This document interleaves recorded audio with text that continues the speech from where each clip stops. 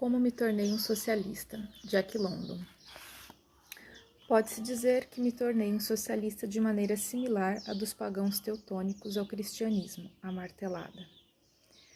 Não apenas eu não procurava o socialismo na época da minha conversão, mas lutava contra ele. Eu era demasiado jovem e inexperiente, não sabia nada de coisa alguma, e apesar de nunca ter ouvido falar de uma escola de pensamento chamada individualismo, cantava o hino dos fortes com todo o meu coração. Quando digo forte, estou dizendo que tinha boa saúde e uma musculatura rija, possessões que são, ambas, facilmente superestimadas.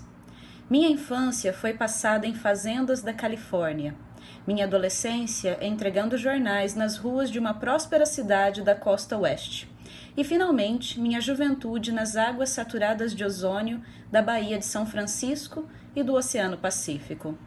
Adorava a vida ao ar livre e trabalhava sob céu descoberto nas mais árduas tarefas, sem aprender nenhum ofício, apenas saltando de emprego em emprego. Eu olhava o mundo e abençoava cada pedacinho seu.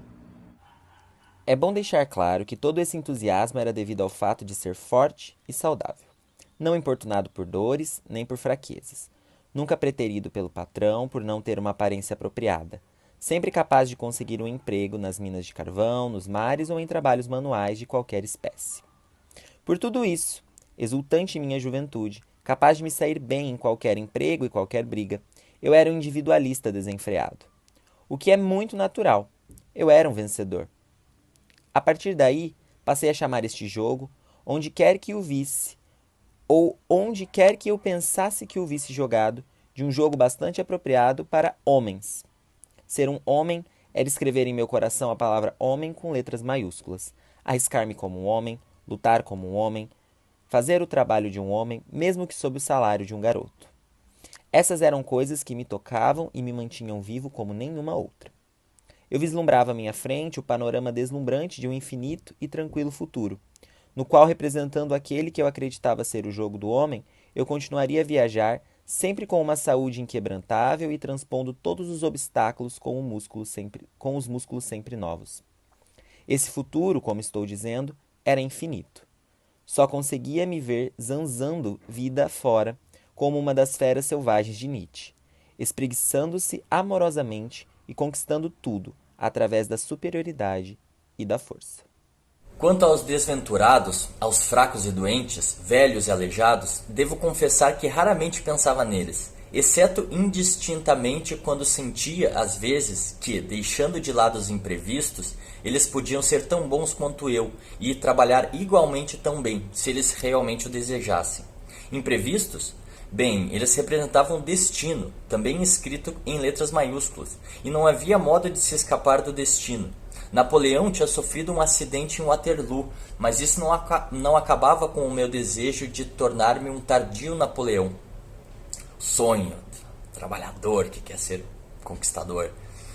Além do mais, o otimismo gerado num estômago que podia digerir até farpas de ferro moído e em um corpo que florescia mesmo nas piores condições, não me permitia considerar os acidentes como algo sequer de longe relacionado à minha gloriosa personalidade. Espero ter deixado bem claro que me sentia profundamente orgulhoso de ser um dos nobres cavaleiros alados da natureza. A dignidade do trabalho tomara-se para mim o fato que maior impressão me causava no mundo. Sem ter lido Kipling ou Carlyle, eu arquitetava evangelhos de trabalho que varriam os deles para as sombras. O trabalho era tudo, purificação e salvação. O orgulho que significava para mim um dia inteiro de trabalho árduo e bem feito seria incompreendido para os demais. É quase inconcebível para mim, mesmo quando volto os olhos para trás e penso no assunto. Nunca um capitalista explorou um escravo do salário tão fiel quanto eu. E quer conquista maior do trabalho assalariado, senão um trabalhador com essa consciência? Embromar ou ludibriar o homem que me pagava o salário era um pecado, antes de tudo contra mim e em segundo lugar contra ele. Para mim era um crime que vinha logo atrás da traição, mas tão ruim quanto. Em suma, meu alegre individualismo era dominado pela ética da elite ortodoxa. Eu lia os jornais da elite, assistia aos oradores da elite e urrava as tremendas superficialidades dos políticos da elite. Não duvido de que, se outros acontecimentos não tivessem influenciado o curso da minha vida, eu me teria transformado num fura-greves profissional, e com minha cabeça e força de trabalho esmagadas definitivamente por um porrete nas mãos de algum militante sindical. Exatamente nessa época, após uma viagem de 7 meses junto aos mastos de um navio, com 18 anos recém-completos, pus na minha cabeça a ideia de experimentar a vida de vagabundo. Em vagões de passageiros ou compartimentos de carga, desbravei meu caminho, a duras penas, desde o vasto oeste, onde os homens trabalhavam duro e os empregos caçavam os homens, até os centros congestionados do leste, onde os homens tinham pouco valor e davam tudo o que tinham para conseguir trabalho. E nesta nova aventura selvagem me descobri encarando a vida de um ângulo inteiramente novo e diferente. Tinha escorregado do proletariado para aquilo a que os sociólogos têm mania de se referir como porção submersa, e fiquei perplexo ao descobrir como essa porção submersa era recrutada.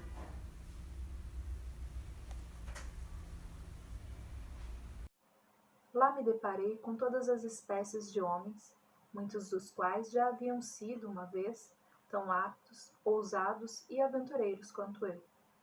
Homens do mar, homens das armas, trabalhadores todos exaustos, comidos e desfigurados pelos esforços, asperezas e acidentes imprevistos, agora deixados de lado por seus senhores como velhos cavalos.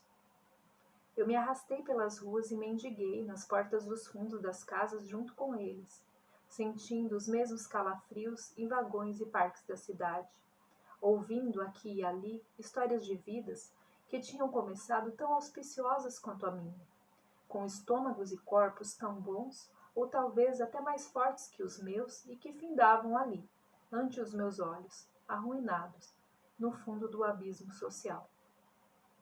Meu cérebro começava a funcionar.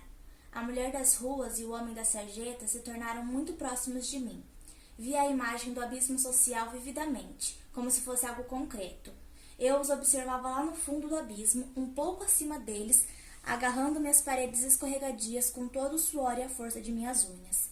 E confesso que um medo terrível se apoderou de mim. E se acabasse minha força? E quando me tornasse incapaz de trabalhar lado a lado com os homens fortes que ainda estavam por nascer? Aí então fiz um juramento. Era algo mais ou menos assim. Todos os dias tenho trabalhado até a exaustão com o meu corpo, e apesar do número de dias que trabalhei, cheguei bem próximo do fundo do abismo. Deverei sair dele, mas não com os músculos do meu corpo. Não vou nunca mais trabalhar como trabalhei. E que Deus me fulmine se um dia eu der de mim mais do que meu corpo pode dar. E desde então tenho me dedicado a fugir do trabalho duro. A propósito, enquanto vagabundava por umas 10.000 milhas pelos Estados Unidos e Canadá, entrei na cidade de Niagara Falls. Fui pego por um policial à caça de multas. Tive negado o direito de me declarar culpado ou inocente. Fui imediatamente sentenciado a 30 dias de prisão por não ter residência fixa ou meio aparente de subsistência. Algemado e acorrentado a um grupo em situação similar, despachado para Buffalo e registrado na penitenciária do condado de Iowa. Meu cabelo e meu incipiente bigodinho foram raspados.